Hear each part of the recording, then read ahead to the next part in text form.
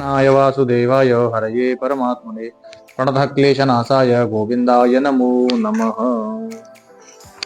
राधे राधे। आज मैं धर्मगुरु लोकेश आचार्य बात करने जा रहा हूँ क्योंकि चर्चाएं इस विषय पर भी बहुत होने लगी हैं, मकर संक्रांति के महापर्व और उसके पुण्यकाल की।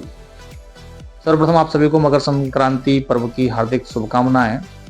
और आगे इस विषय पर हम चर्चा करने जा रहे हैं कि मकर संक्रांति 14 को है या 15 को है, और इसके अलावा जो मुख्य चर्चा का विषय इसमें बना हुआ है, जो बहुत ज़्यादा समाधान हमारे पास लोग ढूंढ रहे हैं, और वो समाधान समस्या है कि खिचड़ी का दान किया जा सकता है या नहीं।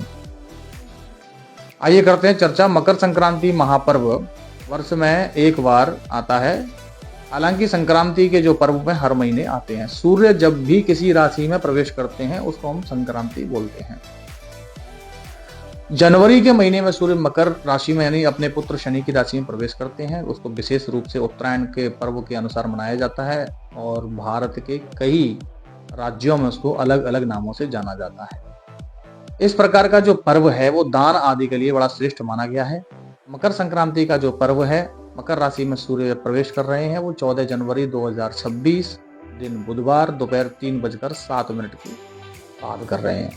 इसलिए हमें जो भी दान पुण्य आदि करना है वो दोपहर 3:15 के बाद ही करना है, या 3:07 के बाद भी आप कर सकते हैं। स्नान करना है, स्नान के बाद आप दान पुण्य करिए, श्रेष्ठ फल मिलेंगे। क्योंकि इस दिन सटतिला एकादशी भी है। सटतिला एकादशी का महात्म्य ये है कि सटतिला एकादशी के पर्व पर तिल से संबंधित 6 कार्य करने चाहिए। पहला कार्य, तिल से स्नान करें। तिल का जो जल है, जल में आप तिल मिलावें, उससे स्नान करें। दूसरा, तिल से उबटन करें, या तिल के तेल का आप शरीर पर मालिश कर सकते हैं। तीसरा है तिल से होम करें, तिल का दान करें, और तिल का भक्षण यानी तिल को खावें। और आप इस प्रकार से जब 6 चीजों को, तिलों को करते हैं, तो आपको सटतिला एकादशी का फल प्राप्त होता है। तो तिल की संबंधित दान करने हैं आपको। उसके बाद में कहा गया है, माघे मासे महादेव यो दास्यति घृतकं बलम भुक्त्वा सकलान भोगान अंते मोक्षम प्राप्यते। वह व्यक्ति जो माघ मास में कंबल और घी का दान करता है, जो कि श्लोक स्पष्ट रूप से बता रहा है, वह सभी भोगों को, सुखों को भोगता हुआ अंत में मोक्ष को प्राप्त होता है। इसलिए इस माघ के महीने में संक्रांति के पर्व पर घी और कंबल विशेष रूप से आपको दान करना है, और आप अपने नाम गोत्र के साथ संकल्प करके भी दान कर सकते हैं, जो कि अक्षुण्ण फल प्रदान करता है।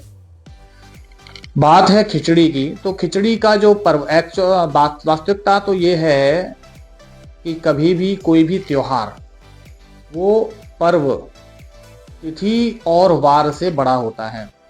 तिथि जो है वो अपने स्वरूप को त्याग करके त्योहार में सम्मिलित हो जाती है। वार अपने स्वरूप को त्याग करके त्योहार में सम्मिलित हो जाता है, और त्योहार उसका प्रतिषेध कर देता है। प्रतिषेध का मतलब होता है कि वार में न किए जाने वाले कार्य यदि त्योहार में आते हैं तो वो कर लिए जाते हैं।